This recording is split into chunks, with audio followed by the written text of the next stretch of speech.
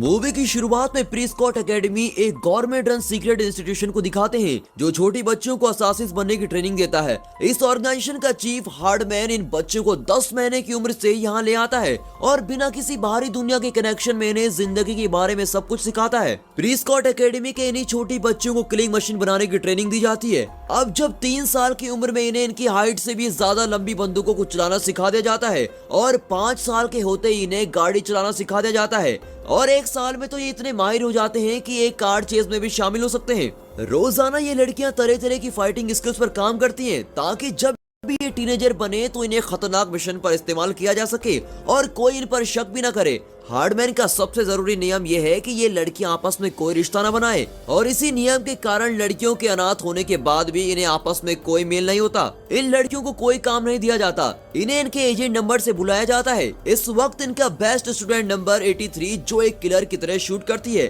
और सबसे अच्छी फाइटर भी है, मगर इसे कोई रिश्ता न बनाने वाले नियम कभी समझ ही नहीं आता। एक दिन इन लड़कियों को एक डॉल में पेन घोंपने का काम दिया जाता है। जहाँ हर लड़की ये काम कर रही होती है तो वहाँ 83 उस डॉल को अपने गले से लगा लेती है। अब ये देखकर हार्डमैन उसे बाकी लड़कियों के लिए एक बुरा एग्जाम्पल बताता है और उस डॉल का सिर फाड़ देता है। नंबर 83 के अंदर इमोशंस का पहाड़ बन रहा होता है जो कभी भी फट सकता है। जैसे जैसे समय गुजरता है नंबर 83 बहुत ही अच्छी फाइटिंग स्किल्स के साथ एक टीनेजर बन जाती है। उसका सबसे बड़ा कॉम्पिटिटर नंबर 84 है जो हमेशा से ही हर चीज में सेकंड रही है। नंबर 84 उससे बहुत ही नफरत करती है और अगर वो लोग एक ही एजेंसी के लिए काम न कर रहे होते तो उसे मार भी सकती थी। नंबर 83 को सबसे पहले एक्टिवेट किया जाता है जिसका मतलब ये है कि वो पहली लड़की है जिसे किसी डेंजरस मिशन पर भेजा जाएगा। और ऐसे ही हर बार की तरह नंबर 84 इस बात से खुश नहीं होती, मगर उसके पास इस बात का विरोध करने का कोई अथॉरिटी भी नहीं होती। अब एक्टिवेट कर दिए जाने के बाद नंबर 83 मिशन पर जाती है और क्योंकि वो एक टीनेजर है उस पर कभी भी कोई शक नहीं करेगा। वो अपने सारे मिशन बड़े ही आसानी से कर लेती है और हार्डमैन इससे बहुत ही खुश हो जाता है, मगर आज भी उसे एक नॉर्मल जिंदगी जीने में बहुत इच्छा होती है जो वो कभी जी नहीं सकी। वो अपने किसी मिशन पर अपने टारगेट पर नजर ही रखी हुई थी कि तभी वो पास में एक टीनेजर पार्टी को देखती है। वो उन सभी को पार्टी एंजॉय करता देख ये रियलाइज करती है कि उसकी लाइफ नॉर्मल नहीं है। वो सोचने लगती है कि उसने अपनी जिंदगी का बहुत बड़ा पार्ट मिस कर दिया है और वो अब अपनी टीनेज लाइफ को बेकार नहीं जाने दे सकती। वो ये डिसाइड करती है कि मौका मिलते ही वो इस इंस्टीट्यूशन से भाग जाएगी, मगर ऐसे करने से पहले ये जानना होगा कि एक नॉर्मल लड़की कैसे होती है। अब वो टीनेज लड़कियों के बारे में जानने के लिए गर्ल्स प्रिंसेस डायरी और क्लूलेस जैसी मूवीज देखती है।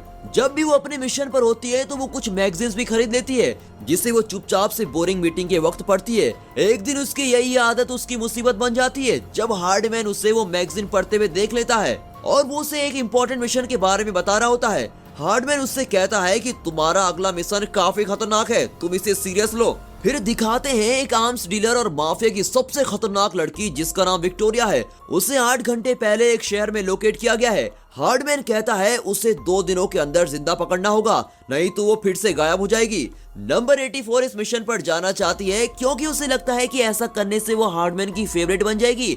अब कट करके दिखाते हैं विक्टोरिया एक कंस्ट्रक्शन जोन में 3 बंदियों के साथ मौजूद है जिन्हें वो बेइज्जत करके उनके मुंह से कपड़ा हटाती है और तभी अचानक फीमेल हॉस्टेज के मुंह से कपड़ा हटाने से पता चलता है कि वो नंबर 83 है और पलक झपकते ही वो नॉक्स पर अटैक कर देती है और उसके सारे आदमियों को मार गिराती है। अब वो नॉक्स को एक हुक से बांध देती है जो उसके ऊपर जा रहे एक एरोप्लेन से बंधा होता है। उन दोनों को ऊपर खींच लिया जाता है और नंबर 83 का मिशन पूरा हो चुका है, मगर नॉक्स के पास अभी भी उसकी बंदूक है जिससे वो नंबर 83 पर शूट करती है। नंबर 83 चाकू से रस्सी काट कर नीचे नदी में गिर जाती है और नॉक्स को ऊपर प्लेन में खींच लिया जाता है।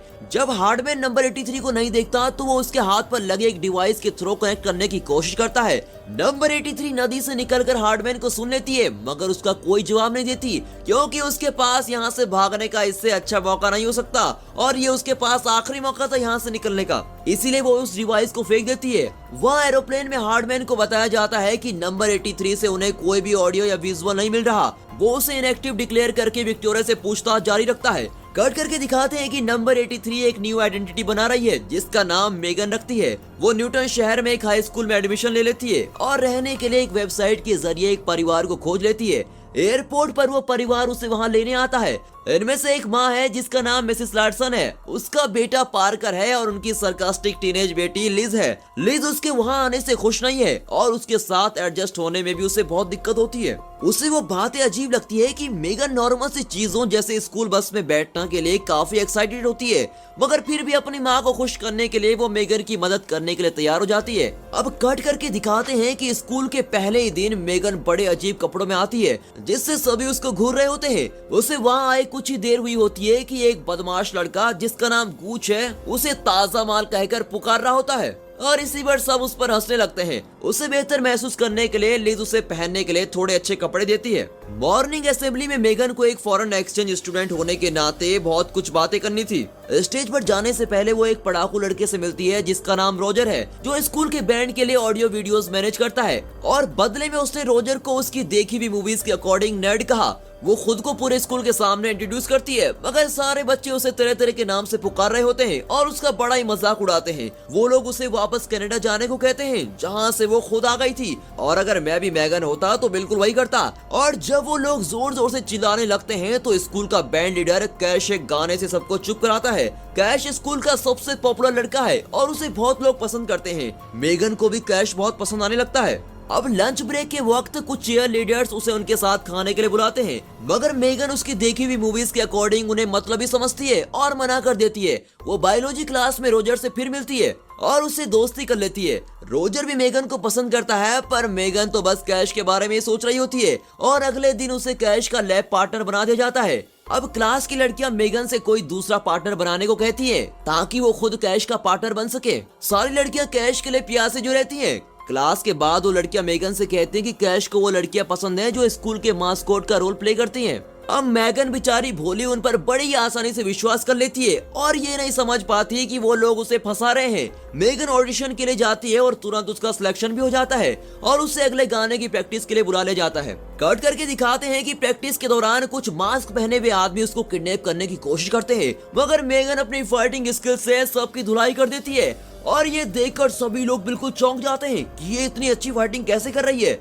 मेगन को लगता है कि वो लोग हार्डमैन के एजेंट होंगे, मगर वो तो बस स्कूल के दूसरे बच्चे होते हैं, बदमाश बच्चे जो बस परेशान करने आए थे। जब तक मेगन ये रियलाइज करती है, लोग उसका वीडियो बना लेते हैं और उसको तुरंत सोशल मीडिया पर अपलोड भी कर लेते हैं। अब मेगन ये सोचकर बहुत डर जाती है कि अगर ये वीडियो किसी ने देख लिया तो मुझे पहचान लेंगे। कट करके दिखाते हैं हार्डमैन प्रीस्कॉट एकेडमी में विक्टोरिया को इंटेरोगेट कर रहा होता है। विक्टोरिया उससे कहती है कि उसका इस तरह से छोटी बच्चियों का बचपन चुरा लेना बहुत ही गलत है, मगर हार्डमैन कहता है कि वो अच्छे काम के लिए वैसा कर रहा है। विक्टोरिया नंबर 84 में कुछ ज्यादा ही दिलचस्पी दिखाती है क्योंकि वो उसे वहाँ से भगाने के लिए इस्तेमाल करेगी। अब बहुत जल्द मेगन का वायरल वीडियो मिल जाता है और वे ये सोचते हैं कि मेगन अब किसी राइवल ग्रुप के लिए काम कर रही है। कट करके दिखाते हैं कि अगले दिन सभी लोग मेगन की फाइटिंग स्किल्स के बारे में बात कर रहे होते हैं। वो रातों रात स्कूल की सबसे पॉपुलर लड़की बन जाती है। जब कैश उसे स्कूल के बाद अपने बैंड प्रैक्टिस में बुलाता है तो उसका दिन तो और अच्छा हो जाता है। वहाँ पहुंचकर वो रोजर से मिलती है और कैश के आने तक उससे बातें करती है। रोजर को मेगन की पर्सनैलिटी बहुत ही पसंद है और वो उससे कहता है कि उनमें बहुत कुछ कॉमन है, मगर मेगन कैश के बारे में इतना ज्यादा सोच रही होती है कि वो समझ ही नहीं पाती कि रोजर उसे पसंद करता है। अब गूच अपने घर पर एक हाई स्कूल पार्टी रखता है और मेगन को भी इसमें इनवाइट कर दिया जाता है। मेगन ये सुनकर कुछ ज्यादा ही एक्साइटेड है क्योंकि उसने कभी पार्टीज एंजॉय नहीं की और सिर्फ उसके बारे में सुना ही है। उस दिन घर जाते वक्त मेगन को प्रीस्कॉट एकेडमी के लोग किडनैप कर लेते हैं। हार्डमैन को ये लगता है कि वो किसी राइवल ग्रुप के लिए काम कर रही है और ये मानने को तैयार ही नहीं है कि उसे बस एक नॉर्मल जिंदगी चाहिए। वो उसे सच बोलने का इंजेक्शन देता है और देखता है कि वो सच ही बोल रही है। हार्डमैन को ऐसा लगता है कि मेगन की जिंदगी पर पूरा हक उसी का है क्योंकि मेगन को उसी ने सब कुछ सिखाया है।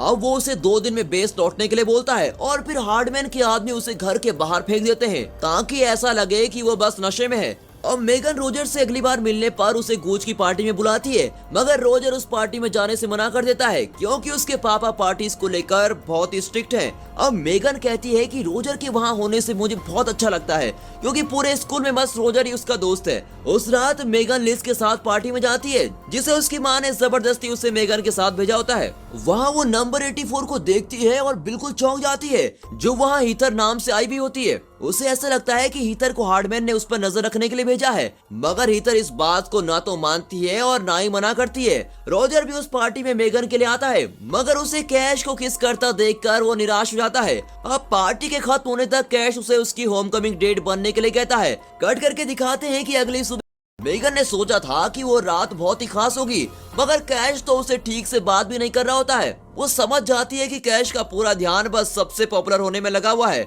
मेगन कैश को छोड़कर अब रोजर के साथ जाती है और उसे डांस के लिए पूछती है, मगर रोजर भी उसे मना कर देता है। रोजर के मना करने पर हीथर चौंक जाती है और रोजर फिर हीथर के साथ डांस करने चला जाता है। दोनों लड़कियां रोजर के लिए लड़ने लगती है और पार्टी का सारा डेकोरेशन खराब हो जाता है। वे दोनों लड़ते लड़ते किचन में पहुंच जाती है और हीथर मेगन को चाकू से मारने ही वाली होती है कि तभी लिज चुपचाप से आकर हीथर के पैर में टूथपिक चुबा देती है और मेगन उसके सर पर मारकर उसको गिरा देती है। कट करके दिखाते हैं कि वो दोनों लड़कियां अपने घर जाती हैं, तो वहां विक्टोरिया और उसके आदमियों ने मिसेस लैडसन और पार्कर को बंदी बना रखा होता है। मेगन सबसे लड़ रही होती है कि उनमें से एक लिज को पकड़ लेता है। मजबूरन मेगन को परिवार की सेफ्टी के लिए सरेंडर करना पड़ता है, मगर फिर भी वो उम्मीद करती है कि हार्डमैन उसे बचाने जरूर आएगा। अब विक्टोरिया मेगन के भोले होने पर हंसती है। वो उसे बताती है कि ठीक उसी की तरह विक्टोरिया भी प्रिस्कॉट एकेडमी से भाग गई थी। वो मेगन को लड़ाई के लिए चैलेंज करती है और उससे आसानी से हरा देती है। तभी अचानक हार्डमैन अपने साथियों के साथ विक्टोरिया को पकड़ने के लिए और मेगन की मदद करने के लिए आता है। वो वहां घुसकर विक्टोरिया को बेहोश कर देता है और मेगन हार्डमैन को गले लगाकर उसका शुक्रिया करती है। कट करके दिखाते हैं कि वो रोजर को उसके घर जाते वक्त रोकती है और उससे अपने साथ ले लेती है और ये मूवी यहीं पर खत्म होती है। And finally